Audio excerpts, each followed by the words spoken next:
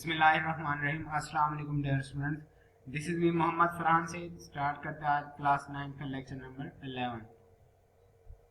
सबसे पहला जो हमारा आज का टॉपिक है वो कॉन्फिडेंशियलिटी एंड प्राइवेसी। बेसिकली इन दोनों वर्ड्स का मीनिंग बेटा ये है कि राजदारी। अब वो राजदारी किस पॉइंट ऑफ व्यू से रखनी है?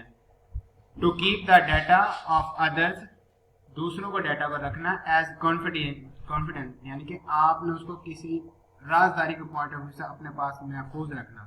Is Indeed taking care of others, इसका मतलब ये कॉन्फिडेंशियल का मतलब ये कि एक दूसरी पार्टी का डाटा अपने पास रखना वाकई इस पॉइंट ऑफ व्यू से कि वो आपके पास मुकम्मल महफूज है। For example, if a bank share the information about my banking transaction, यानी कि अगर एक बैंक मेरी मालूमात मेरे बारे में, मेरे बैंकिंग की जितनी भी ट्रांजैक्शन, जो मेरा लेन देन है, ट्रांजैक्शन मीन्स की लेन देन विद माय बिजनेस कंपटीटर्स, अगर बैंक मेरे जो बिजनेस के कारोबार के हरीफ हैं उनके साथ मेरी ट्रांजैक्शन, मेरा लेन देन सारा अगर शेयर कर देते हैं, then it can harm my business. इसका क्या होगा? नुकसान होगा मेरे बिजनेस के लिए कि मेरे नॉलेज के बिना, अगर मैंने तो उनके पास अपने सारे देखें, बैंक में हमारा रिकॉर्ड महफूज होता है सारा, अब हमारी जितनी भी ट्रांजैक्शन है उनका रिकॉर्ड सारा का सारा बैंक के पास महफूज होता है। अब ये जो जहाँ तक कॉन्फिडेंशियलिटी की बात है, मीन्स के राजदारी की बात है, अब बैंक हमारे डाटा को कितना यानी कि राज के अंदर रखेगा दूसरों से। वो दूसरे कौन? अब अगर वो मेरे जो बिजनेस कंपटीटर हैं, मेरे जो हरीफ हैं कारोबारी, उनको अगर वो डाटा शेयर आउट कर देता है तो इसका मेरे लिए नुकसान होगा। Similarly phone companies are supposed to keep the invoices and bills, यानी कि जो आपकी जो फोन कंपनीज हैं, अगर वो आपकी जितनी भी रसीदें हैं, बिल हैं, उनको कॉन्फिडेंशियल यानी कि अगर राज के अंदर रखेंगे तो बेटा क्या होगा? आपका जो इम्पोर्टेंट डाटा जो आप दूसरों से महफूज रखना चाहते थे, और थर्ड पार्टी को हम किस सूरत में अपनी वो कॉन्फिडेंशियलिटी शो करते हैं? उस सूरत में करते हैं हमें यकीन हो, हाँ ये हमारा जो राजदारी है वो अपने तक रखेगा, किसी दूसरे को शेयर नहीं करेगा। Keeping privacy and confidentiality has become difficult in this era of computer and internet. Means कि आज का जो कंप्यूटर, जो इंटरनेट और कंप्यूटर का दौर है, इसमें किसी भी डाटा की प्राइवेसी रखना, राजदारी रखना थोड़ा सा मुश्किल हो गया। क्यों?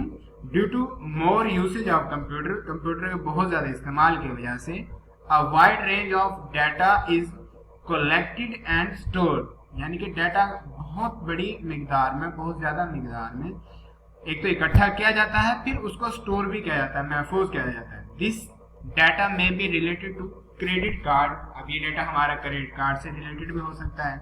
ऑर्गेनाइजेशनल फंड रेजिंग, हमारे जो ऑर्गेनाइजेशनल फंड है उनसे भी रिलेटेड हो सकता है। कैंपेन हो सकती है हमारी। Opinion polls, shop at home services, driving licences, means कि आपकी ऑनलाइन जो हमारी शॉपिंग वगैरह है, सर्विसेज हैं, हम मुख्तलिफ सर्विसेज ऑनलाइन हासिल करते हैं, ये सारे के सारे आपकी जो हमारी जो थर्ड पार्टी है, जिस सिस्टम पे हम ये सारा का सारा डाटा हमारे शेयर हो रहा है, अब वो सिस्टम जिस अथॉरिटी के अंडर है वो हमारी प्राइवेसी को कितना अपने अंडर महफूज रखेगी, कितना नहीं, ये इसका अंदाजा आजकल के कंप्यूटर का, इंटरनेट का दौर में इसको यानी कि महफूज रखना इतना आसान नहीं है। The potential threat to privacy include the improper use of computerised data, यानी कि जो पोटेंशियल थ्रेट है, ज्यादा जो हमें यानी कि खदशा है किसी भी प्राइवेसी के लीक आउट होने का, वो किससे? Improper use of computerised data. आपका जो कंप्यूटर का डाटा है उसको किसी सीक्वेंस, किसी यानी कि रूल्स एंड रेगुलेशन के मुताबिक इस्तेमाल ना करना, रैंडमली विदाउट रेगुलरिटी आप अगर चीजों को मैनेज करोगे तो उस सूरत में प्राइवेसी लीक आउट होने का खदशा है।